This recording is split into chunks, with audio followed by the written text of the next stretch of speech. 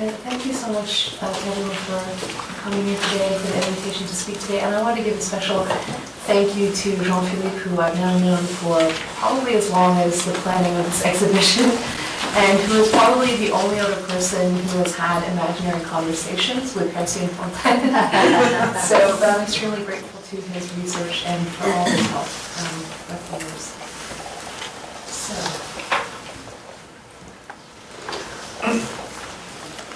The French Revolution is often celebrated as a modern political order that emerged in 1789 from the ashes of the ancien régime. The revolution's political ideals of liberty, equality, and fraternity pictured as trampling the last remnants of the French monarchy and its abuses. Luxury and material splendor, once recognized as the rightful signs of sovereign power and France's cultural superiority over the rest of Europe, became repudiated as signs of a degenerate regime and cultural decay, ones that could only be amended with the sacrifice of the former French king himself. Following the guillotining of Louis XVI on the morning of January 21st, 1793 at the Place de la Révolution, the anointed head that had once been minted on pieces of money as the surest sign of political and fiscal authority was toppled and replaced by Lady Liberty and new emblems of reason. After the death of the king, when there was no way of bringing back monarchical authority, new figurehead symbols and historical pasts had to be invented that would embody the new French body politic. It was in this context of old ends and new beginnings, during a period of widespread political, cultural, and social change, when calendars and clocks were invented to herald the start of a new kind of time that would no longer be beholden to the ways of the past, that a young and unknown French architect named Charles Percier was given the chance to make a name for himself by transforming the old and decaying tombs and monuments of antiquity he had studied in his youth with his partner Pierre François Léonard Fontaine into the vision of a new political order.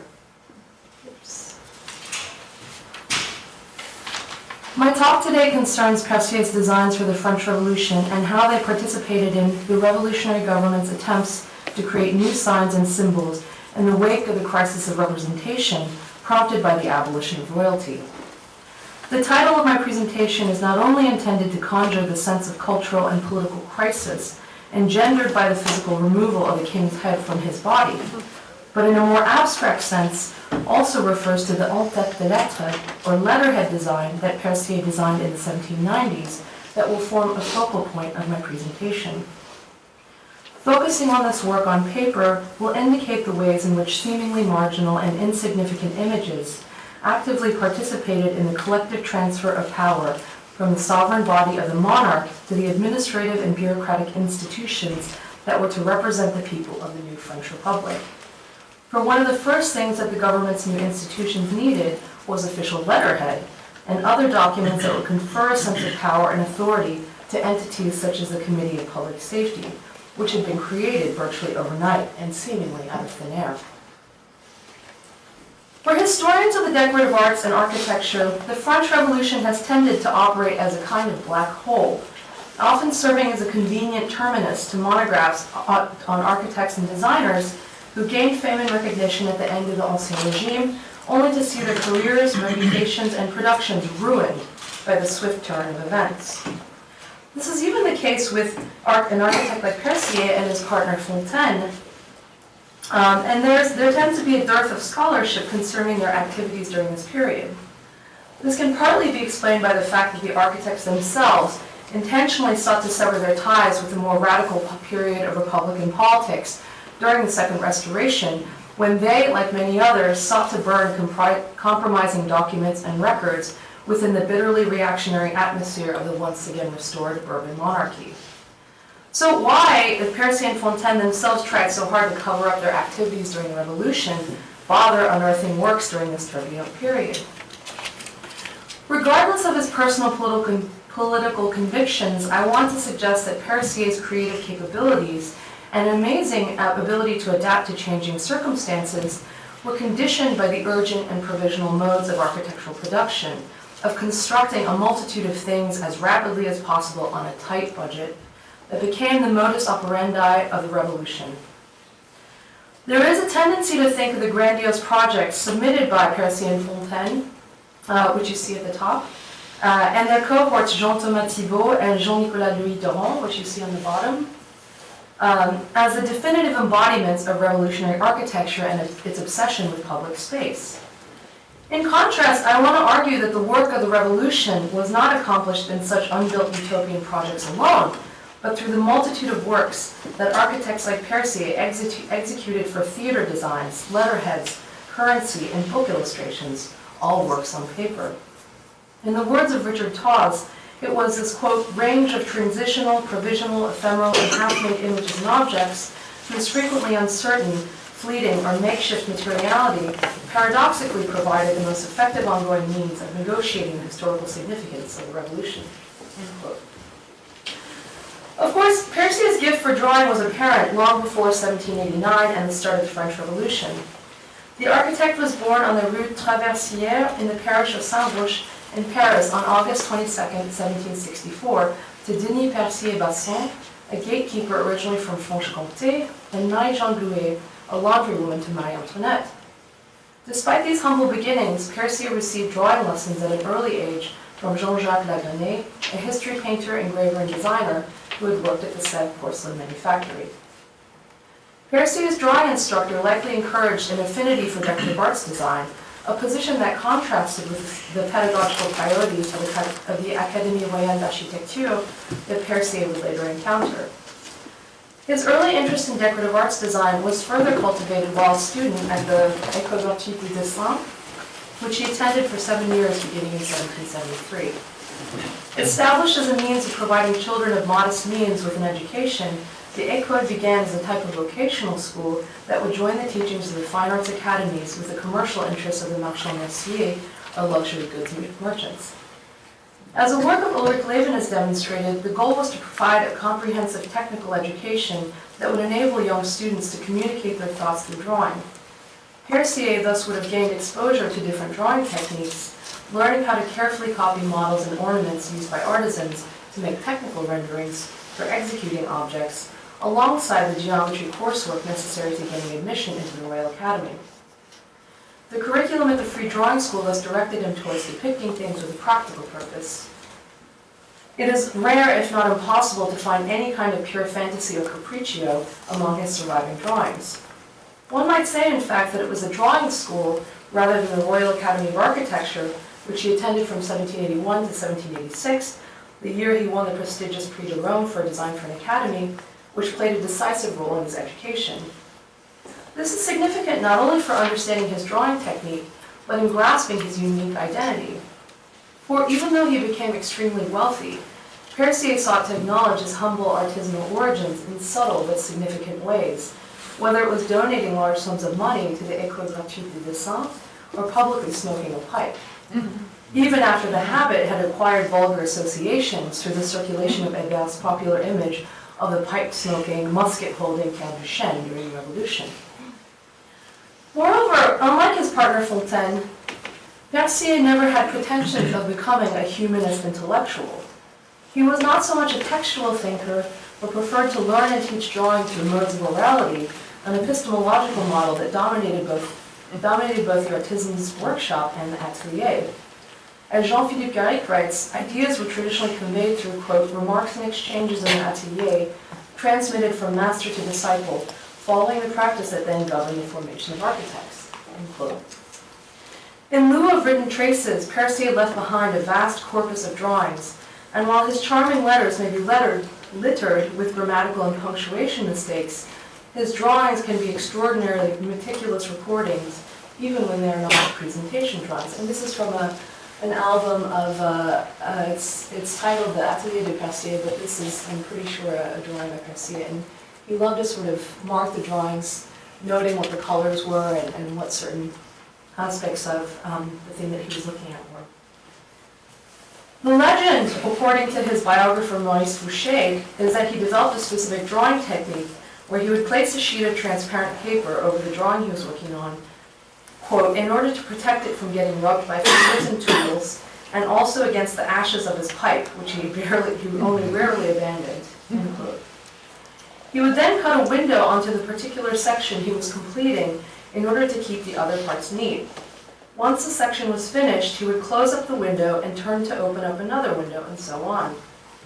Percier's meticulous drawing methodology appears tailor-like in its precision, as he cuts open precise holes into the sheet of paper, then sews them back up again in order to trace a pattern upon a separate section.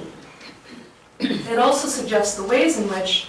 out of a concentrated focus on detailed elements, Percier developed a refined sensibility for proper delineation, through which he would make his mark as a designer. But perhaps it is not so difficult to imagine that a son of a laundrywoman, and later a seamstress during the Revolution, whose job was to scrub shirts and linens clean, would cut such precise windows into the crisp sheet of paper, the protective cover itself maintained in such a pristine manner. Such contradictory aspects of Percier's character, at once highly gifted and singled out for talent in drawing, while remaining unschooled or perhaps refusing to adopt the Enlightenment tenets of humanist erudition, a dirty pipe smoker who nonetheless managed to keep his drawing sheets so clean, paradoxically worked in his favor during the French Revolution, at a time when it was not altogether certain what type of architect could achieve success. Percier returned to Paris in the late summer of 1791 after a 6-year stay in Rome as a pensionnaire at the Académie de France. He returned home reluctantly, thoroughly entranced by the monuments of the ancient city. He wished to remain there for another year, but was utterly broke. When he returned to Paris, Percier moved into a shared studio and living space on the 3rd floor Cour de Logis with Fontaine in a building on the Rue Montmartre near the Passage Saumon, which was demolished and later rebuilt in 1828 by Roy de Fleury, who of course was a student of Hippolyte Leval, who was the student of Percier. The Revolution constituted a bleak moment for many wealthy and successful architects, such as François-Joseph Bélanger, Claude Nicolas Ledoux, and especially for Marie Antoinette's architect Richard Mies, who was guillotined in 1794. Yet for Percier, it was the start of a new career. Operating a successful private architecture school while selling drawings and working on theater sets for the opera, after his mentor Pierre Paris refused the position of theater architect, Percier was extremely active despite the turbulent political atmosphere. And while he is often singled out as a creative talent behind his partnership with Fontaine, with the latter recognized foremost for his business acumen and entrepreneurial skills, it is a mistake to believe in the myth that Percier was a shy and retiring recluse who rarely became involved in public affairs. During the Revolution, he played a visible role in the cultural and artistic activities of the period, thanks to the protection of the painter Jacques-Louis David, who encouraged and supported Percier while continuing to remain suspicious of Fontaine, after he had emigrated for a few months to London following the September massacres of 1792. Fontaine had been spooked after encountering the severed head of the Princesse de Lamballe on a pike, while on a post-meal stroll in the center of Paris with the painter Guillaume Dumont de Thiers. Fontaine and Percier both joined the Commune Générale des Arts, which had been formed by David to replace the shuttered Royal Academies. But it was Percier who played a more active role in the Commune, joining a commission placed in charge of overseeing the destruction of royal monuments and the remaining signs of feudalism, after the National Convention issued an official decree on July 4th, 1793, banning all exterior signs of despotism found on buildings and churches. Yet Percier and the members of the committee were not the only ones forced to remove the signs of France's monarchical past. Michel Verdelhy notes that while Guillaume Benemont, who had once worked as the official cabinet maker to Louis XVI, and whose drop front secretary at the Met you see here, continued to be active during the Terror by producing furniture for the Conciergerie prison, one of his tasks was to get rid of the royal insignias that had decorated the confiscated furniture of royalist emigres. On 15 Messidor Year 2, the Committee of Public Safety sent a large desk to Benemont, requesting him to, quote, remove the feudal signs that prevailed in the bronze embellishment, end quote. 11 days later, Benemont sent the table back to the committee with Phrygian bonnets replacing the royal insignia. And allegedly this is also the table upon which a shot Robespierre was bleeding and dying. There is a tendency to think of more major acts of vandalism and collective violence as defining the historical consciousness of the French Revolution, Yet the example of Benjamin's activities demonstrates the ways in which minor interventions and revisions constituted forms of political practice, important enough for the Committee of Public Safety to issue an official order. It is in this context of such revolutionary forms of alteration, reinscription, and adaptation, of cutting loose ancien régime forms of decoration and replacing them with an alternative grammar of ornament, that Percier's penchant for designing vignettes gains particular significance. The vignette, according to a 17th century French dictionary, is a small print form, longer in length than height, that gained its name from the fact that such prints originally only featured vines and grapes as decorative elements, but eventually came to include other types of figures. These small prints were typically used as ornaments to mark the beginning of chapters, a usage we can see in Percier's celebrated designs for the works of Horace, published by Pierre François Léonard in 1799, which you see here. Yet this was not the only place where he designed vignettes. Cut out of the context of the book, the treasured vignettes designed by Percier also operated as forms of currency, as seen in his beautiful designs for the caisse de courant. In 1789, the new government decided to issue a new paper currency known as the ancien, as a way to resolve its mounting national debt. Yet in a matter of years, the paper currency was worthless as a result of hyperinflation. And even after a new currency known as a mandat territorial was issued, few could place their trust in French money. In the absence of a central national bank, private banks such as the Caisse des Comptes Courants, founded in 11 Messidor en 4 or 1796, began issuing their own currency to be used and circulated among a selection of wealthy private shareholders. Without going into further detail about the messy monetary crises that continually plagued revolutionary France, it is important to point out that the caisse did not deal in nickels and dimes. The forms of currency that Percier created for the bank were intended for wealthy financiers, bankers, and other high rollers only, and thus his design for the 500 franc note, unlike the lower denominations of the ancien, intended for wider distribution, were only for a very limited public. Amusingly, Percier seems to have returned to the old meaning of vignettes in his design for the 1,000 franc note, which is decorated with sheaves of wheat entwined in vines and clusters of grapes, the picture of monetary abundance. Given that such a small piece of designed and printed paper could be worth so much money, another seemingly unassuming vignette designed by Percier gains new significance. Held in the Drawings and Prints Department of the Metropolitan Museum of Art, and located on the second floor of the current exhibition at Bard, the small vignette measures 8.5 centimeters by 13.6 centimeters and can be divided into two principal parts. The upper portion of the composition features two medallions positioned above a classical festoon that has been tied to an unsheathed sword on the left entwined with laurel leaves, and on the right, a downturned club around which a snake has twisted itself. These elements have been set above a plain rectangular plaque. The central medallions are joined by two tendrils and simultaneously separated by an upright palmette. The woman in profile on the left wears a laurel crown tied in a bow at the nape of her neck, while the corresponding man on the right wears a fillet with ample curly locks framing his bearded face. Although many of the vignettes classicizing motifs could be found in similar designs by Percier, seen for example in the lower register of design for the 500 franc note, there are a number of indications that suggest this vignette is specifically a revolutionary period design. First, the small object in the lower left corner appears to be a bonnet rouge, while the architect's level on the right was commonly used as a sign of equality in images of the period, as in Jean-Baptiste Regnault's painting of Liberty or Death. And I'm referring to the figure here. Given the potent combination of symbols, it is hard not to interpret the upturned sword and the downturned club entwined by a snake as a reference to the post-Thermidor adoption of military motifs that sought to valorize the new Republican Army and the subsequent abandonment of the Herculean club. The club in Hercules had initially been adopted as a heroic representation of popular sovereignty, but devolved into a symbol of radical violence prompted by sans-culotte fervor during the Terror. The meaning and function of this austere yet elegant design is clarified when consulting the Revolutionary period letterhead vignettes found in the Vin collection at the Bibliothèque Nationale de France.